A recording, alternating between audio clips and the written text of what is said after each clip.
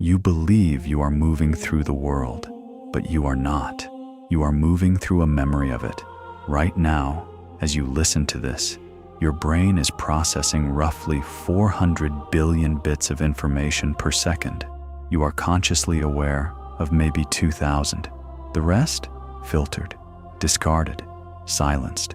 So let me ask you something carefully. If you are perceiving less than a fraction of what exists, are you living in reality or in a simulation constructed by your own nervous system? Pause, because this is not philosophy. This is mechanics.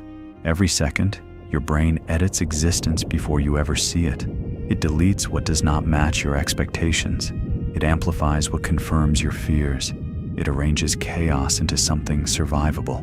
What you call the world is a compressed rendering optimized for survival, not truth. And as long as you validate that rendering with your attention, you remain locked inside it. You are not trapped by circumstances. You are trapped by observation. In quantum physics, subatomic particles exist in what is called a wave function, a cloud of probability, pure potential, not a fixed thing, not a defined location. Only when measured, only when observed, does the wave collapse into a particle. Observation freezes possibility into form. Careful now. This does not mean your thoughts magically control the universe, but it does reveal something profound. Observation participates.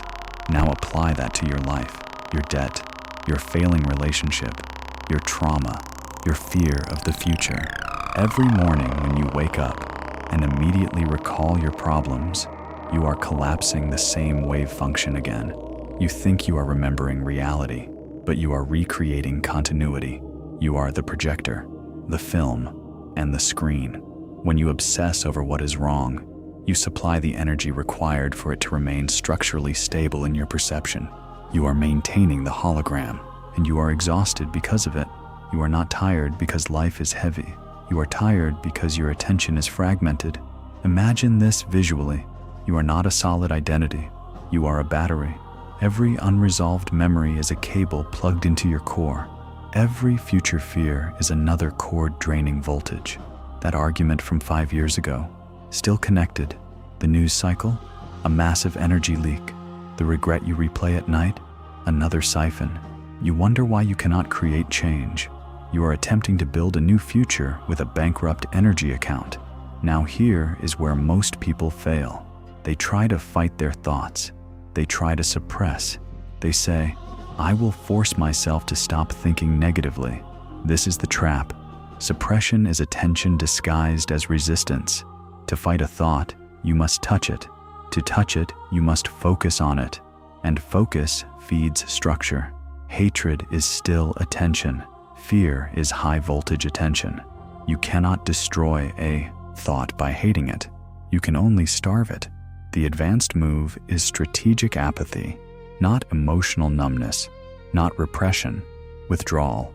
Imagine looking at a monster and realizing it is a shadow. You do not attack the shadow. You remove the light source feeding it.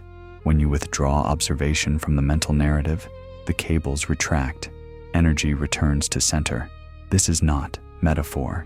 This is neurological economics. The brain is prediction-based. It continuously runs models of the world and updates them with incoming data. If you stop rehearsing a prediction, the neural network supporting it weakens. Neurons that fire together wire together. Neurons that stop firing weaken. So when you stop feeding a thought with emotional charge, the structure dissolves. But here is the danger no one warns you about. Your mind is not your only opponent. Your body is addicted. For decades, your nervous system has bathed in cortisol, adrenaline, norepinephrine. Stress has been your baseline chemistry.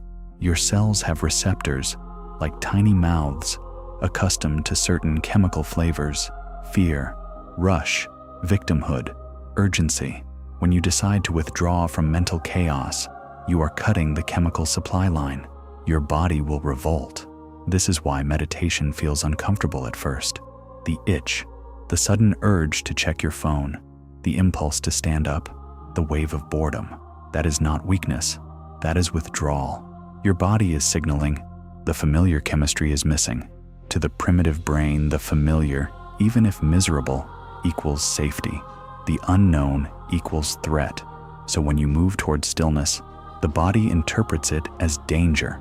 This is the biological barrier. Most people retreat here. They mistake withdrawal symptoms for intuition. They think, this isn't working. It is working. You are breaking conditioning, but you must remain.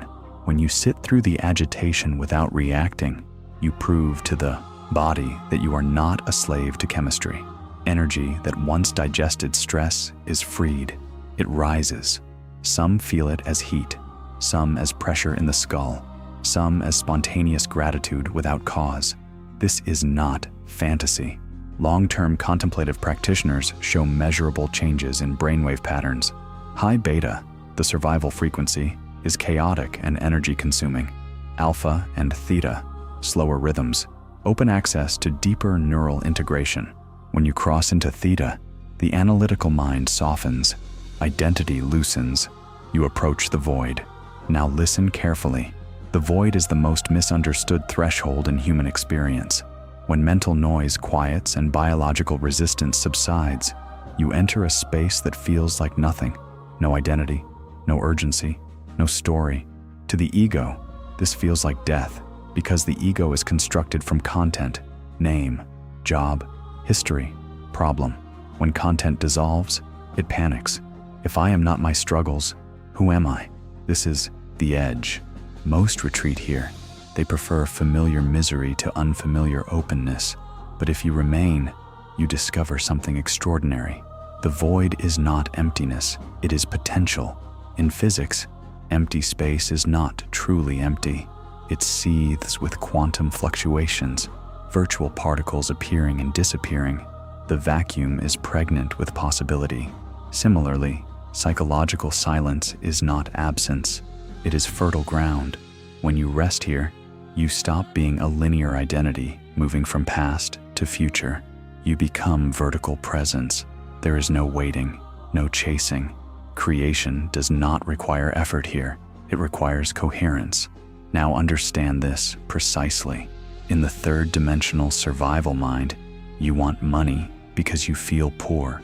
You want love because you feel alone. You transmit lack. The world mirrors lack. But in the field, in the void, emotion is the signal. If you can generate the emotional signature of fulfillment before circumstances change, your biology reorganizes around that signature. Gratitude alters neural chemistry. Elevated emotion strengthens heart-brain coherence.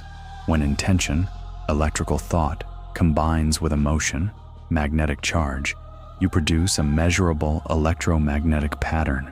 You are broadcasting. This is not mystical exaggeration. The heart generates an electromagnetic field detectable beyond the body. Coherent emotion stabilizes that field. You are not attracting what you want. You are aligning with what you are.